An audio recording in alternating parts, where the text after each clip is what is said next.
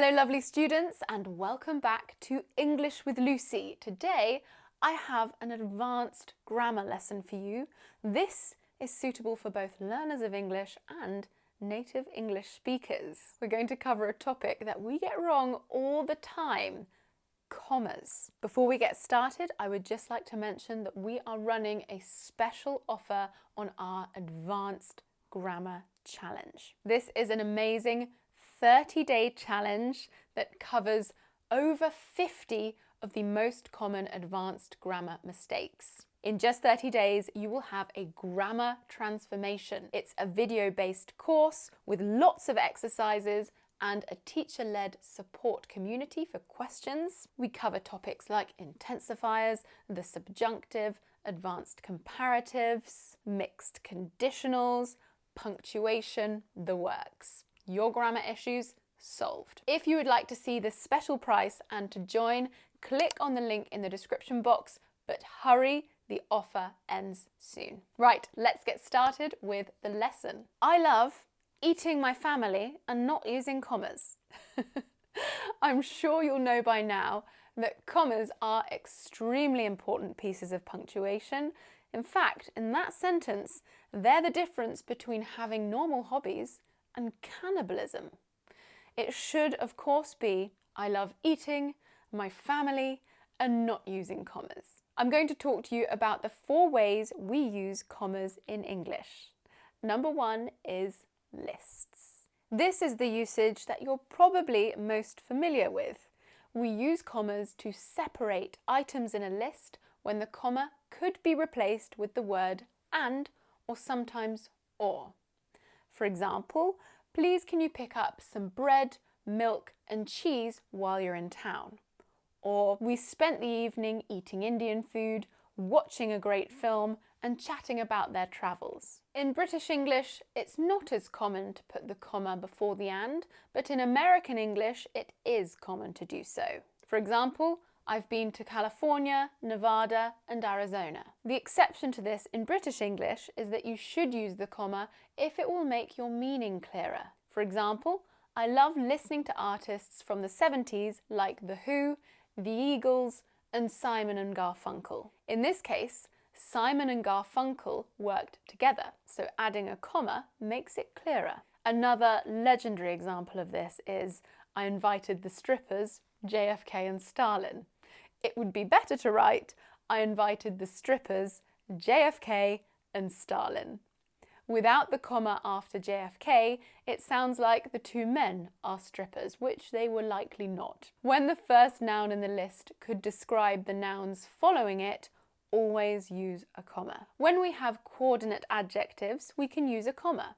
This only works if the adjectives can be separated by and without changing the meaning of the sentence. For example, it was a terrifying, haunting ride. It was a terrifying and haunting ride. This sentence does not use commas. I love ancient French clocks. Ancient and French cannot be separated by and, so we don't use a comma. Number 2, separating clauses. We also use commas to separate 2 independent clauses that could be joined with for, and, nor, but, or, yet, or so. The acronym to remember these coordinating conjunctions is fanboys. For and nor, but or yet, so. Fanboys. Some examples: it was a wonderful day out and we thoroughly enjoyed ourselves. Or the coffee is excellent in Australia, but I've always preferred tea. Or we sold everything, so we managed to make a profit. If the clauses are short, you can leave out the comma. It's up to you to decide whether they are short enough. For example, I cooked and Joe cleaned. When you have a subordinating clause at the beginning of a sentence, it is usually followed by a comma. If you need anything, let me know. Although he invented something very important, most people don't know his name. However, when the subordinating clause is in the second half of the sentence, we generally don't use a conjunction.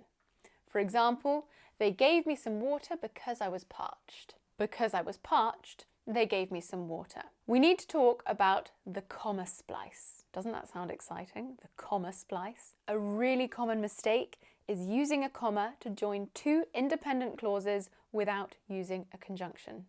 Sometimes it's better to use a semicolon or even a full stop in these situations. Here is an example of a comma splice. This is incorrect. I can't go out tonight. I have to be up early tomorrow. I can't and I have to are two independent clauses, and a comma simply doesn't have the power to join them together. There are several different ways you could punctuate this sentence. I can't go out tonight, full stop. I have to be up early tomorrow. Or I can't go out tonight, semicolon. I have to be up early tomorrow. And finally, we could insert a word. I can't go out tonight as I have to be up early tomorrow. Here are some more examples of comma splices to avoid. The flowers were beautiful, they smelt incredible. Everyone should make at least one dish. However, some people might want to make more. Note that however is a conjunctive adverb, not a coordinating or subordinating conjunction, and you can't use it to join sentences. Other adverbs like this are nevertheless, my favourite, moreover, therefore, and furthermore. The correct punctuation for this is with a full stop or a semicolon before however. Number 3, isolating. These types of commas are the ones that people make the most mistakes with. We use isolating commas when a word or several words in a sentence could be taken out without changing the meaning. This is very often around names when we're addressing someone directly. For example, Tina, you really excelled yourself today. Or, take these plates with you, Bob, please. We also use commas after exclamations.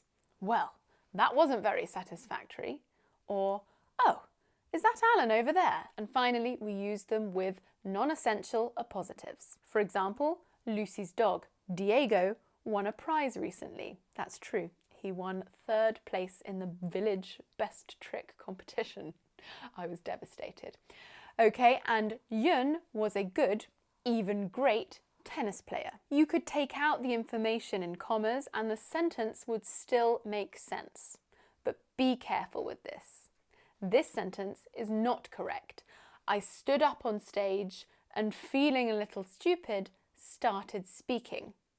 You must put the comma after and to ensure that without the information in commas, the sentence is still correct. I stood up on stage and, feeling a little stupid, started speaking.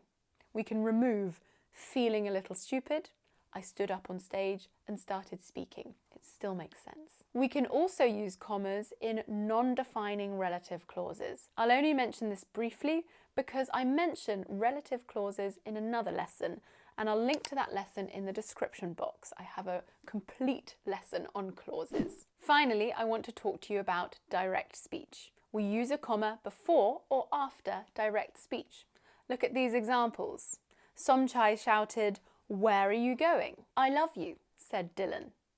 Notice that in the first example, the comma is outside the speech marks, while in the second, it's inside. It can be quite confusing that this is used more in American English because it's often referred to as the Oxford comma. Sometimes it's called the Harvard comma or the serial comma. In British English, we only tend to use it if it would be unclear otherwise. Nowadays, it's also a stylistic choice, so certain publications will favour using it all the time. Right, that's it for today's lesson. If you found that useful, I think the Advanced Grammar Challenge will be perfect for you. The link to join and to see the special offer price is in the description box. Hurry, that ends soon. Don't forget to connect with me on all of my social media. I've got my Instagram, English with Lucy, and my personal one, @Lucy. You can also check out all of my English courses. There are so many there to choose from. I will see you soon for another lesson. Bye!